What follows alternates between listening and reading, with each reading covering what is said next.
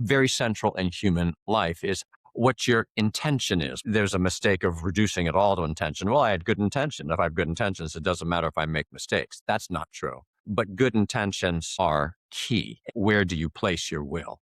Intention has to have content. It's not just vague, abstract goodwill. Intention is towards something specific. It's specified, we say, by an object. So where am I going to place my will this year? I very much do ask myself that. It's not so much to me, I want to achieve X, I want to achieve Y. Let's talk about where we're going to put our heart this year.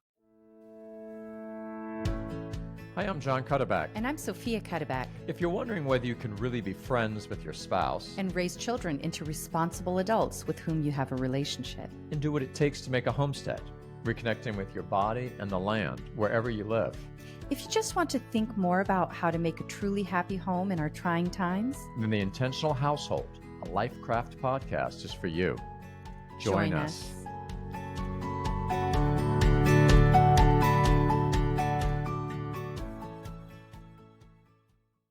Always great to be with you, dear. Today's topic, New Year's goals, a philosophical approach.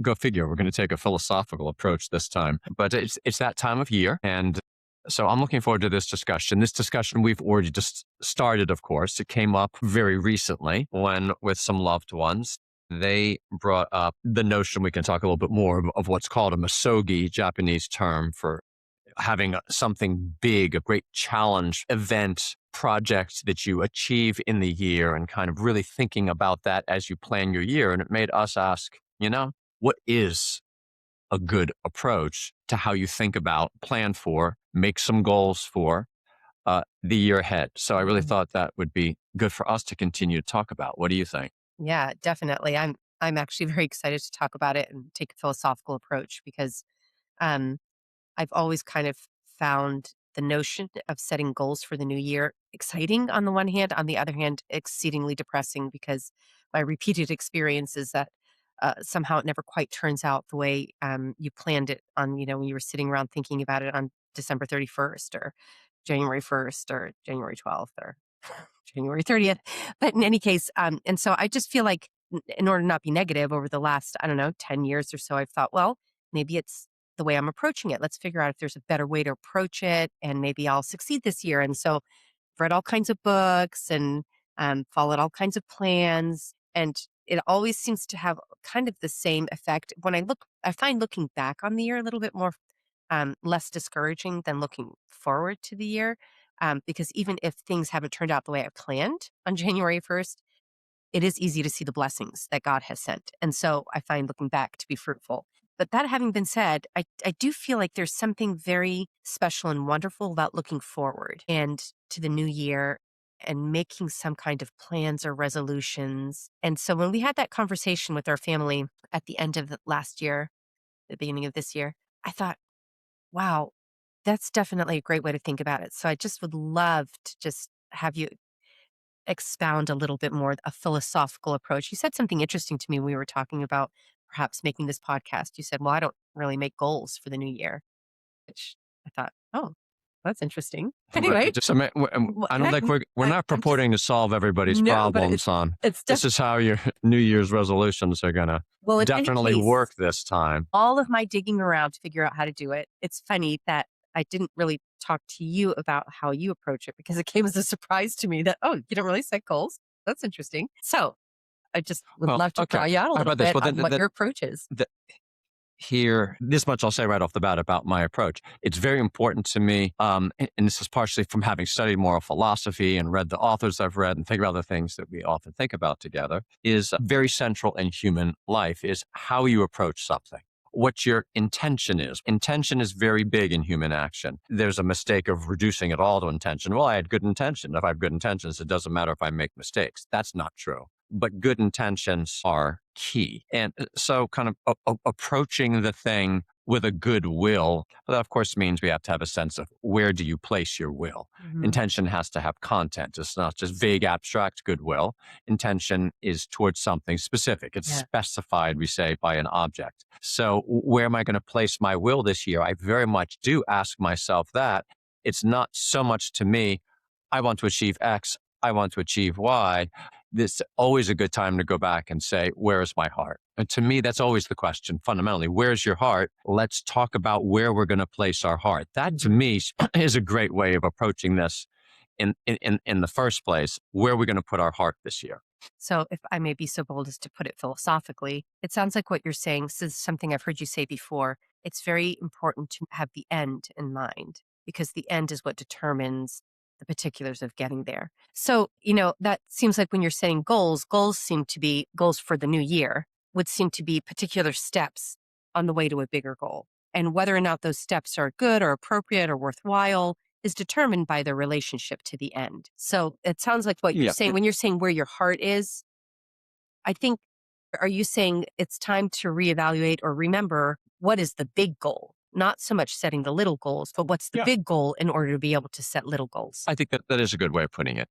And let me make something clear. I have nothing against setting very concrete goals. I mean, so truth be told, of course I do that. Right. I mean, I do say, okay, I want to work on this particular thing. I want to look on that. I want to change how I do this. I want to put this into my schedule. But I suppose that's not the main thing that I think about at the beginning of the year. The main thing I think about at the beginning of the year is going back to the basic things, the basic commitments in my life. And I say, as it were, be committing myself to them. It's always an opportunity to start again, even from a Christian perspective. Conversion, as it were, we need to constantly be converted. Conversion means turn. We're constantly going back and kind of trying to turn more fully to the one to whom we should be more fully turned. And I suppose, so that's why I, again, not against setting the concrete goals. I think it is important to have concrete goals. But to me, there's a certain peace of mind in the one thing I know for sure is it will be a good exercise for me to this year, starting right now, ask again, what are my fundamental commitments? What am I fundamentally about? How can I lean into that more fully this year? And yes, that is the basis for the more concrete things, which we all know we might succeed in and we might not. But I suppose I'm okay with the little failures as long as they are little failures being made in the right project. And if we've refocused ourselves on the fundamental project that we're on, then we can have confidence. All right, so we messed up in this particular means, or we need to keep trying again in that particular means.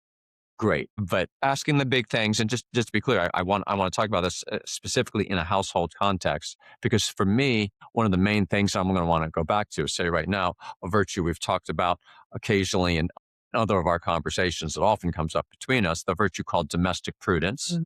The virtue that is most exercised together, where spouses need to be thinking together about how they're going to craft their good life together and the good life in the home for all those that they love. I'd like to say that obviously comes within our broader Christian vocation, but to me, it's kind of the meat and potatoes. It's the central, especially for those of us who are married or any of us in a household. What am I going to do in my household? How am I going to think? How am I going to go back to the first principles and start again the conversation, thinking in terms of everything more specific in light of our goal to craft a certain kind of life together? That's where I especially want to go here. Yeah, that's great. A question comes to my mind right now, or something that, as I'm listening to you, I'm going, okay, what are my struggles? Why is this always such a frustration?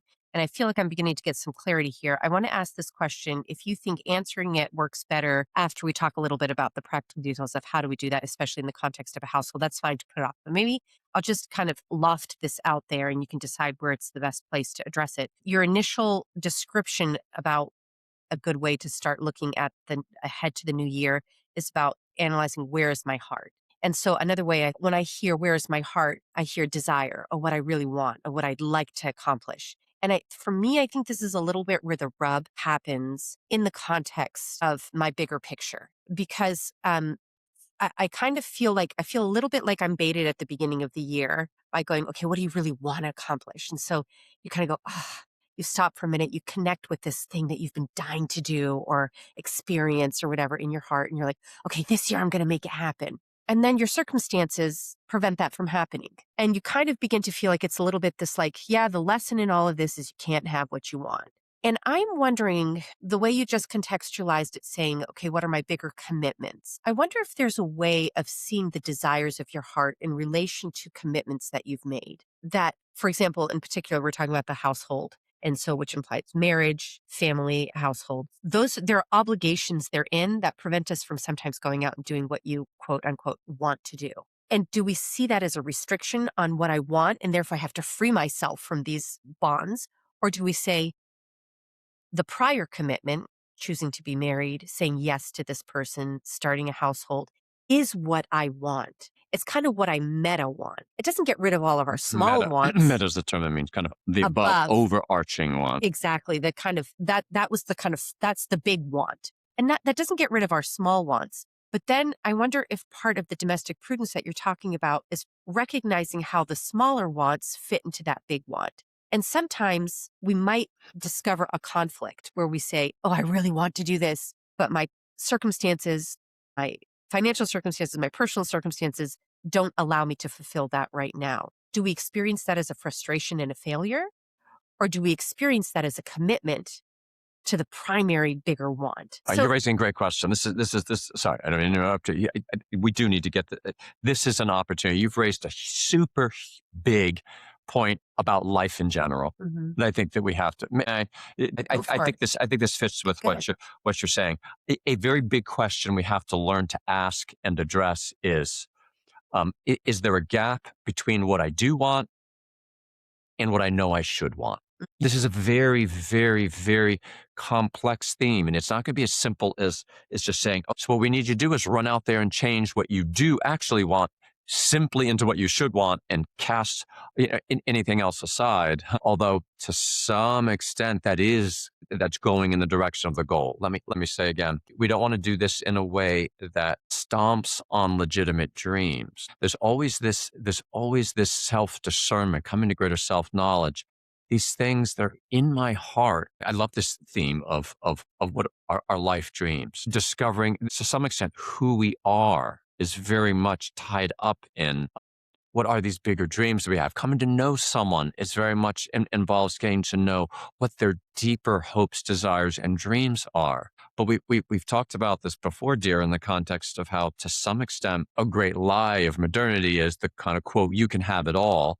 And this emphasis on you've got to make sure that you never give up your personal dreams. Right. The people around you are trying to crush you, and you need to make sure you take care of you and don't give up your dreams. And to some extent, I think that while there's some truth to that, there's a real poison in that misses that sometimes, for the sake of the deeper thing to which we have committed ourselves, for which we know we're made, some beautiful, deeper goal, that we're willing to say, you know what, something I did very much desire is not in accord with that. And it's not that I then simply stomp on that desire. Maybe I think I appropriately recognize it was legitimate, even that I wanted to do this, but I might just give that up in view of something bigger. Yeah. And I'm going to put that kind of under the rubric of sometimes we have to set aside even legitimate things that we find ourselves wanting in view of the things that we know we should want. Another way of putting it, what we have already committed ourselves to. This is a big thing about marriage. We could do that at a broader level about even our Christian vocation. It commits us to certain things that at times, then particularly in the specific forms in which we need to live our Christian vocation, are going to require us to set aside certain other things in view of that. It gives us an opportunity. This is a philosophical approach that we look again. Where's my heart? What are my commitments? What am I giving myself in my life this year? And how can I get excited about thinking about doing that a little better? Thinking a little bit more clearly, willing a little more strongly, loving a little better. How are we doing, dear? Yeah, this is actually a huge moment of insight for me, because I feel like my experience throughout our marriage and parenting of not being able to do the things I want to do has been very difficult. I've sometimes described it like I feel like I'm attending my own funeral, because you're burying these things that were so much a part of your experience, of your desire. And I would like to say that it hasn't been bitter, but there have been times, well, if it's not bitter, it's definitely been very sad. And right now what I'm realizing is if you keep in mind, if you're able, and you have to remind yourself, you have to keep it in your vision, because what you chose, especially where I am right now in our marriage and raising children, that was 30 years ago, 31 years ago, January 1st. So it was a while ago. So I have to remember, what is it that I was choosing and committing to, remembering the nature of it, the goodness of it.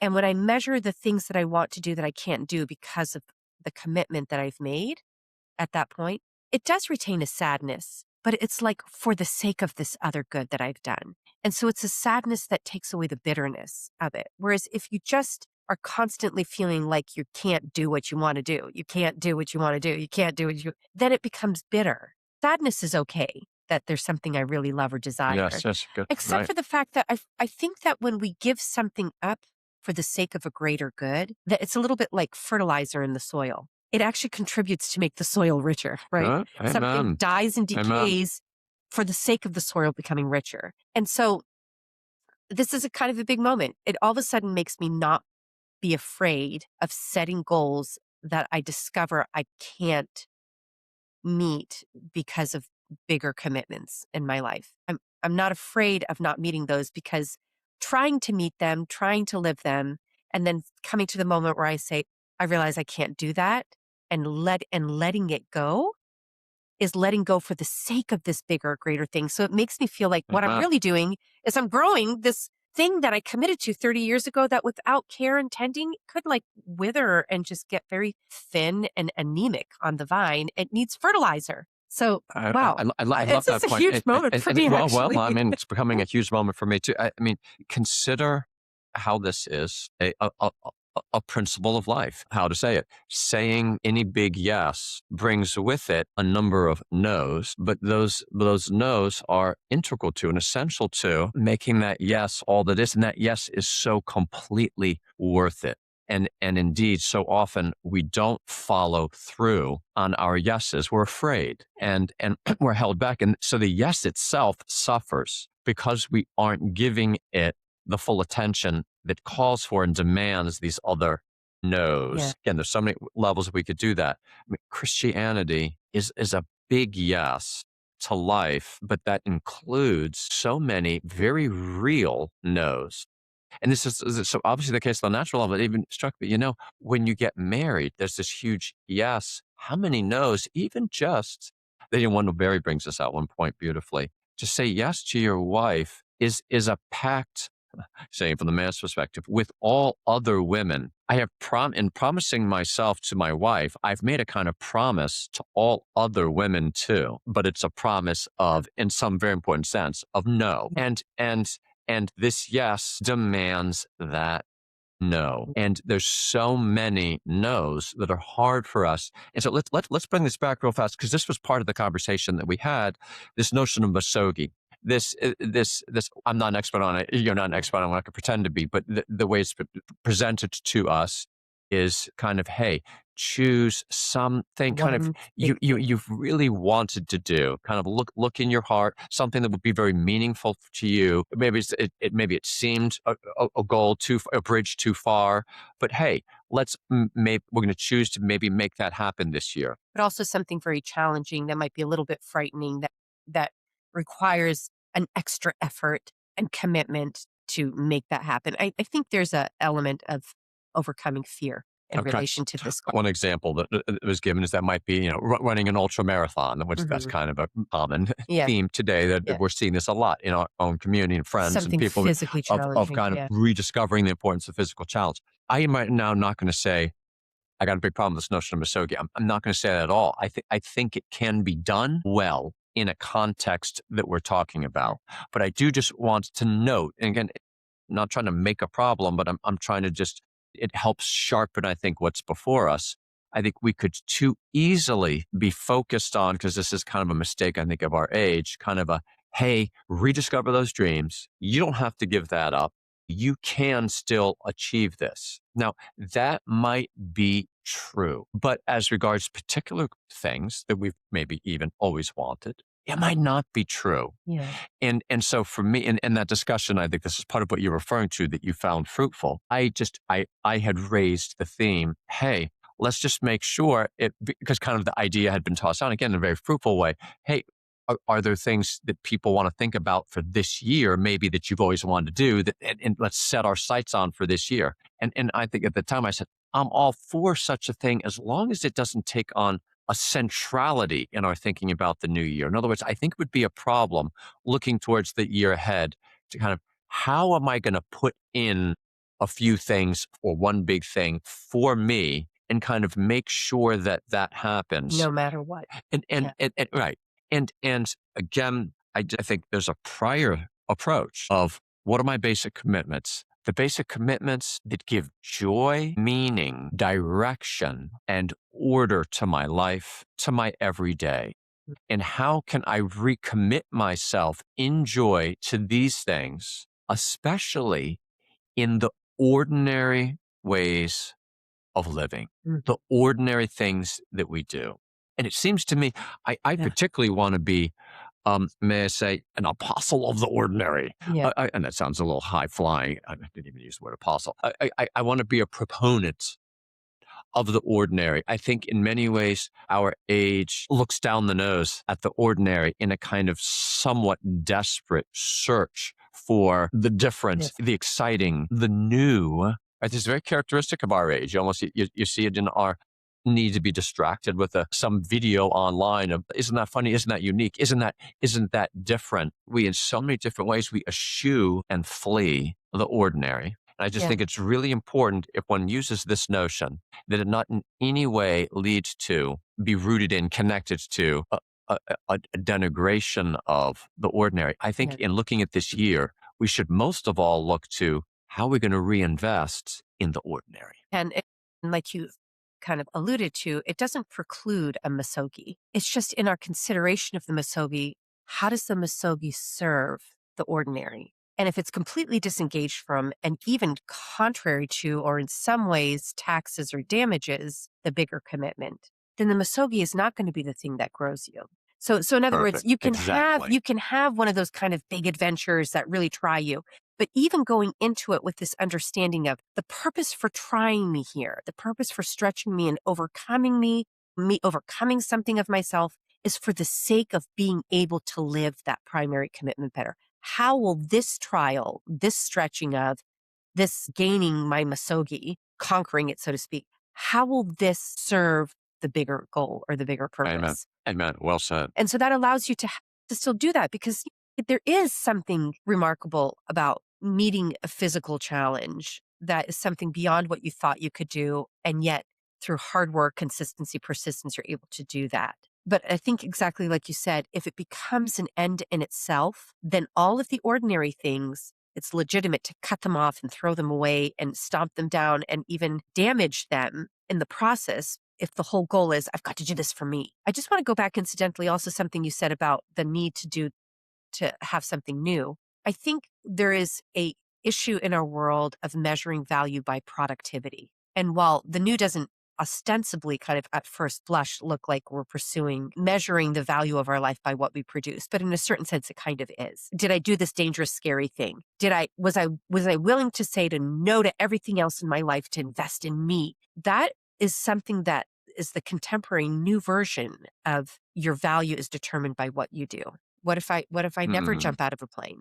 What if I never run that marathon? Does that mean I'm not a person who engaged in something daring and something that pushed me over the edge, that stretched me beyond my limits? Maybe getting up every night and changing the baby's diaper so your wife can sleep could be the thing that pushes you over the edge. I'm going to meet that. People would never write that down as a misogi. And meaning that's the challenge that's gonna fulfill you. There are things that are going to stretch you beyond. When I just think about the ordinary and marriage and raising children, there is so much there that will stretch you so far beyond. I'm just like, let's forget the children and the diaper changing. That's obvious. But even in marriage, to meet one another in the challenge that is extended to us of a genuine, interpersonal, interpenetrating relationship with another person who's completely separate and individual for you. It is literally the stretch beyond which you thought you could never go. I mean, that's my experience. That, the rewards are amazing, but it's going to call you to something way harder in some sense than the physical exhaustion of some great physical I mean, I'm assuming that when people reach for those big physical challenges, what they're looking for is an experience in the body that gives proof that they can do something similar in the soul or the mind. I hope that that's the case, Mm-hmm. that ultimately Mm-hmm. it's not just, oh, I conquered my body. One would hope that meeting a Mm-hmm. challenge, a physical challenge, things like that, is a encouragement and a proof that we can also meet the spiritual, psychological, and emotional ones. But you know what? It's just like running a ultra marathon. It happens with daily practice, daily commitment, and then you run the marathon. In a certain sense, that's that's daily life in your marriage and in your home. The small goals that actually make the big goal, which is the one you started, in our case, 31 years ago in our marriage, actually running the race. St. Paul saying, Right, right, right, right. we've run the race. Thank you, dear, for all those thoughts. And I want to say, I think anyone listening to this conversation can have a sense that you and I are not super into the extraordinary adventure. There are I think it should be noted, it can vary somewhat from person to person. I think some Yeah. people have a little bit more of that need for the extraordinary adventure. Far be it from us to say, well, everyone needs to be like us. There is a place for, I like for extraordinary adventures okay, too. I'm a little all right. more adventuresome than you are. I am not a terribly adventuresome person, but I don't want to conflate something that's a little bit more of a temperament, experiential thing with Your deeper points. You principle. might put it this Yes. way. I'm not, Yeah, that's I very hope important. I'm not in a project of self-justification here, dear, but I want to say I am committed to the importance. And I think this is fitting for everybody. And I just ask it in the spirit of putting it out there. I think it's really important that we all really try to have an eye for the extraordinary in the ordinary. Yeah. The amazing, it's a very kind of Yes. G.K. Chester point. The adventure of just ordinary human life is exceedingly dramatic. Might it be the case, I just raised the question, might it be the case that we'll find a little bit less of a need to go out and do what's in the more ordinary sense, the extraordinary, if we really discover the excitement, the richness of the depth. I mean, may I just say, I just think here of a man like Saint Joseph of Nazareth. Now, maybe he went out and did some extreme hiking and Mhm. climbing on some Galilean mountains, which is all fine. But it strikes me. I mean, his life. We don't know a lot about it, but it just seems very clear.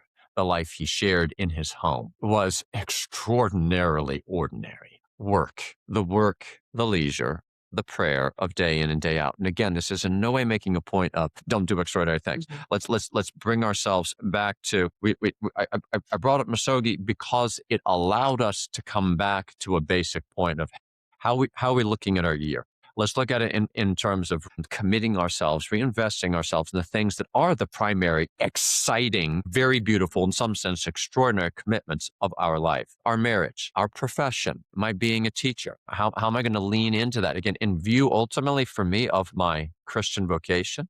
Been thinking a lot recently of how baptism, the vocation that comes with baptism, is my foundational vocation. It is the meaning of life to be transformed into the likeness of Christ, to try to live a Christ-like life. That's the overarching meta thing that then you and I in our married vocation, in our domestic prudence, we look at this year and we say, how are we going to craft our life, our married life, our life with our children, the children that we're still trying to raise? How are we going to try to order that life better? To bring them, to help them fulfill more truly their ultimate life commitments, most of all, ultimately their Christian vocation. That to me then is the really exciting thing of, hey, then that reminds us of the context, the importance of all the other stuff we're Yeah. doing. And then maybe we do choose a couple, hey, you know what?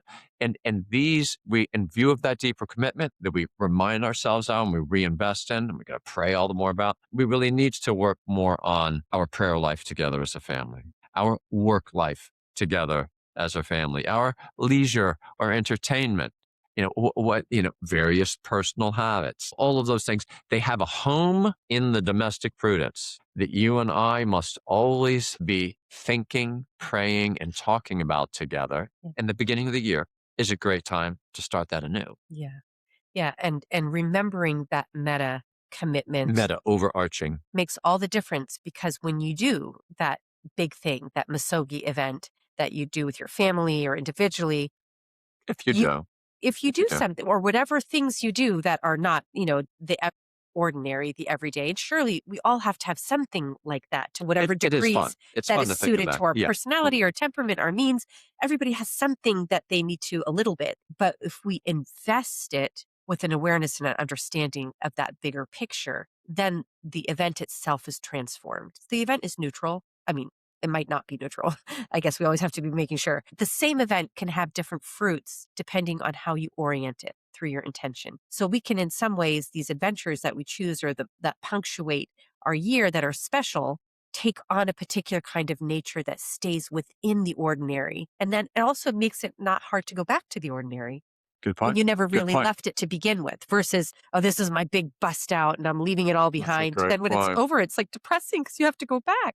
So it's a way of actually kind of almost, shall I say, baptizing your Masogi event Mm-hmm. in relation to your bigger picture. Kevin, just before we wrap up, that maybe just give a quick example or two, but might just say even the principle, I just unity and order. Life is always about, as it were, in some ways, becoming more unified, harmonized around putting first things first, about having the proper order. So that's something we look to. We look to in our domestic prudence. We look to as we look in our own lives, our shared life towards the year. And, that period. And then, but we've made a little bit of a theme, this other kind of interesting thing of, hey, should we do some kind of exciting challenge, some kind of special event? Not absolutely necessary, but can be a cool thing, such as, okay, we're going to go on an extended family camping trip, overnight, 2 nights, 3 that nights, would definitely be stretching me beyond. but thinking about, okay, maybe that's always been a dream, but thinking about it in this context of how can we make such a thing, again, feed back into, be done in the spirit of, and in the context of, not that we're kind of breaking out of the other stuff that we're doing, but it's in some sense, can it be seen as part and parcel of it, as feeding back into it, as an opportunity to develop certain kinds of interior dispositions. Another quick example, one of the people in our conversation had reflected on this and said, well, okay, I do want to look at doing some more extreme physical fitness kind of things, but this reminds me that I need to be asking myself why. It's not somehow an end in itself, not just so I could prove that I could do it, but really to be honest about, all right, I am trying to develop certain habits in myself that will feed back into the kind of ongoing arduousness of the ordinary. This kind of extraordinary, more outrageous event can highlight maybe and prepare us for, strengthen us for the rich extraordinariness of the ongoing ordinary. So in any case, to be asking ourselves that question, to be intentional about how can we fit this all together? Can we take this opportunity to maybe fulfill that dream, do that travel, do that trip, do that event, do that outing that we've always wanted to do, learn that skill, make that thing great. But is this the time when maybe it does fit? And we can do it in a spirit that really brings it together and doesn't make other people feel like, well, he just had to get this time for himself and he's kind of leaving us behind. Not that there's anything wrong with taking appropriate time for self-care. Yes. So I wanted obviously to is point part of that too. I just wanted to point out, I don't think what you're saying is in the context of a household, we always have to be coming up with things that we're doing together as a household. No, right. That sometimes those goals can take the form of the wife doing something that contributes to her self-care, mental or emotional health. Yes. Same thing for the husband, bodily welfare, whatever. But I guess the question is always, when we ask the bigger questions, it gives us the means to measure how we measure those things and the space that they can take up in our life. It's not about justifying those events by saying, well, I can do this because it actually is good for the family. It's not about justifying, but it is about measuring. Good. Well said. I like that line. How does this fit in relation to my bigger commitment and plan? Amen. And if there's certain ones that we just realize we might have to give up, we'll see that transcendent truth of, unless the grain of wheat dies, remains just a grain of wheat. And there is great life that comes from being willing to die for the sake of those that we love, with that deeper, bigger commitment that we've made. And it's definitely, it's not dying to self. It's actually dying to self for yourself, because your first commitment is you. All the way to the Lord, right? I mean, right. And good. We've given ourselves completely to that to which we're called in our Christian vocation. And that very much includes in it, sorry to that very much includes in it that we have to do exactly what God wants us to do, namely take care of ourselves as appropriate. Okay, so Sofia had a little congestion there. I think we're ready to just wrap up here. I think the principle is seek first the kingdom of God, and all these things will be given to you. Mm.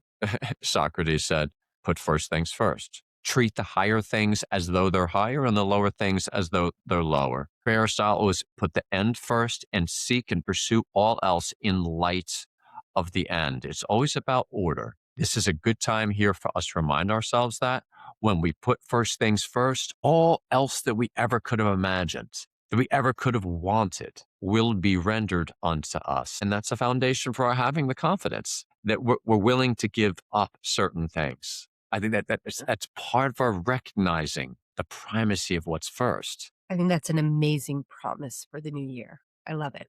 I think so too. Well, I look forward to keeping having these discussions with you, both daily and when we record them. So, God willing. great to be with you all.